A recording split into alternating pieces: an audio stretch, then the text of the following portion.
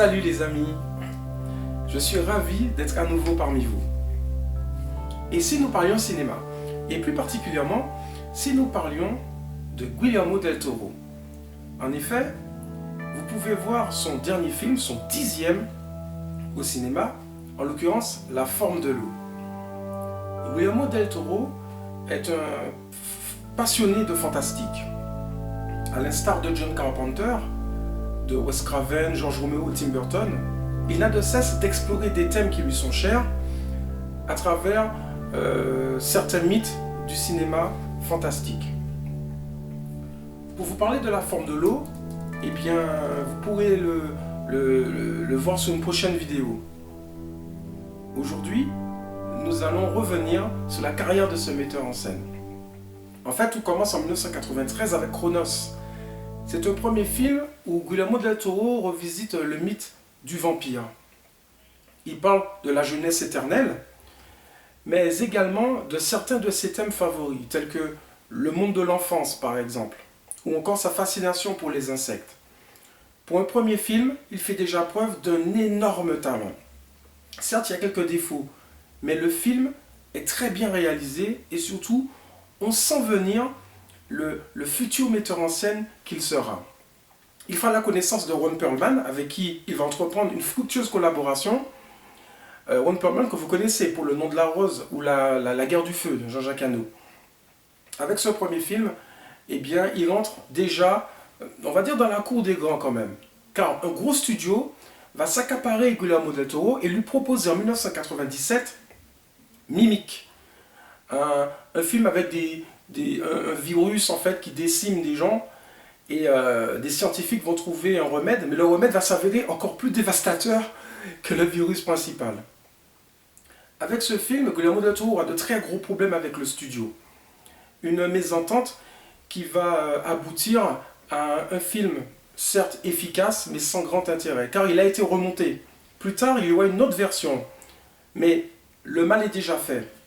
Mimic ne restera pas dans les annales et tout au plus quelques belles séquences mais purement fonctionnelles. Par contre, Guillermo del Toro va rencontrer Doug Jones avec qui également il va entreprendre une très belle collaboration. Doug Jones qui interprète une sorte d'homme cafard, plus tard va interpréter également quasiment tous les monstres de la filmographie de Guillermo del Toro.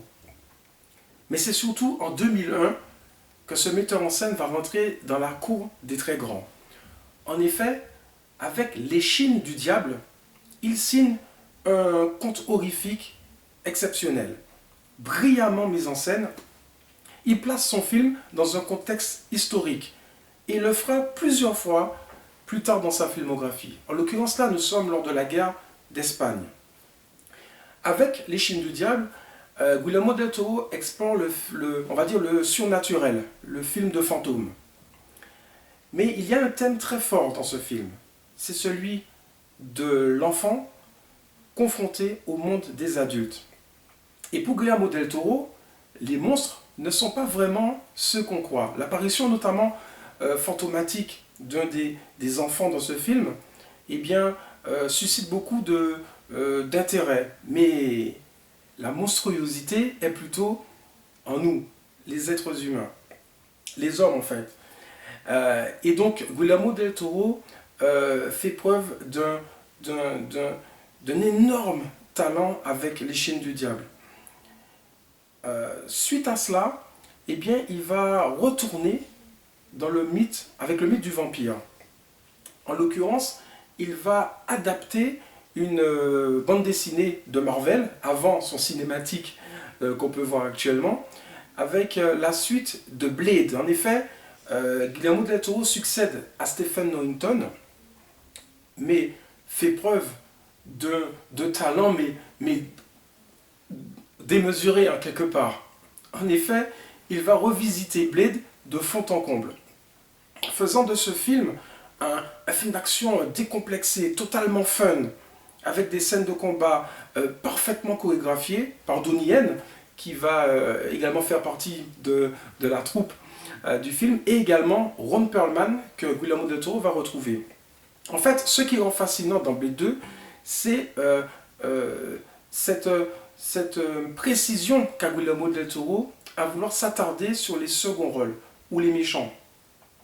Si dans Les Chines du Diable, Eduardo Noriega était terrifiant, dans Blade 2, eh bien, le chef des vampires entretient une relation particulière avec son fils. On est vraiment dans une espèce de confrontation shakespearienne. Ce qui classe Blade 2 bien au-dessus de beaucoup d'adaptations de Marvel. Une brillante réussite que Guillermo del Toro va renouveler avec son film suivant, en l'occurrence Hellboy, en 2004, une adaptation d'une bande dessinée de Mac Mignola.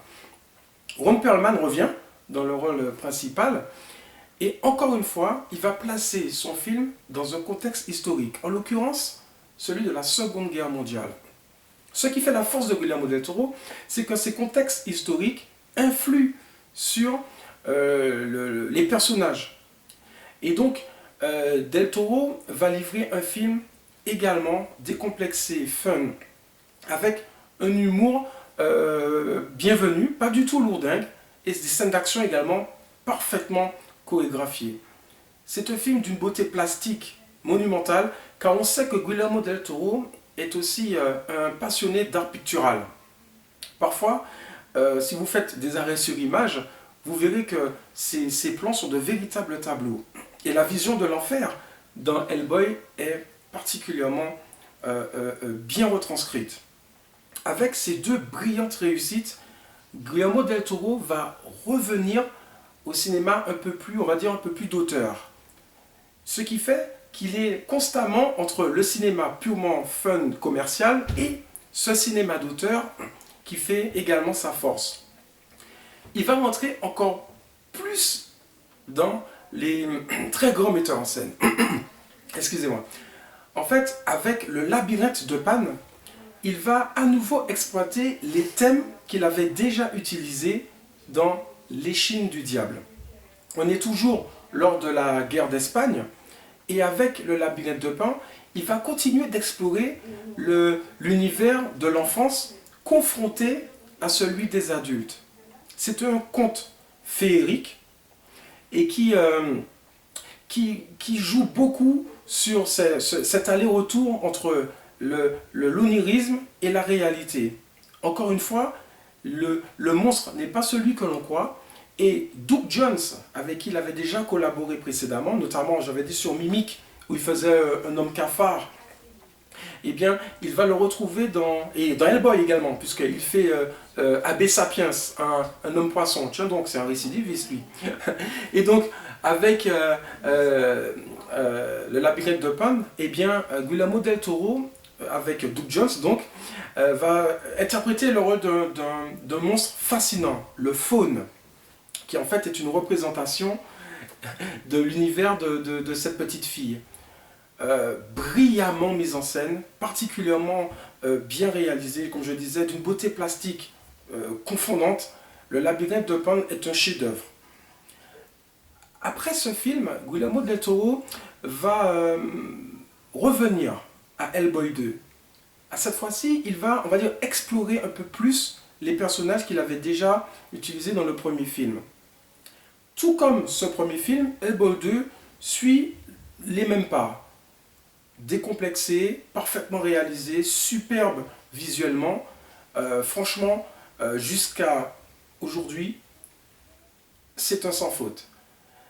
Mais après Hellboy 2, brillante réussite, Guillermo del Toro va faire une pause. Pourquoi? Parce que Peter Jackson, le metteur en scène de la trilogie des Seigneurs des Anneaux, va lui demander de mettre en scène les préquels à sa trilogie, en l'occurrence la saga du Hobbit.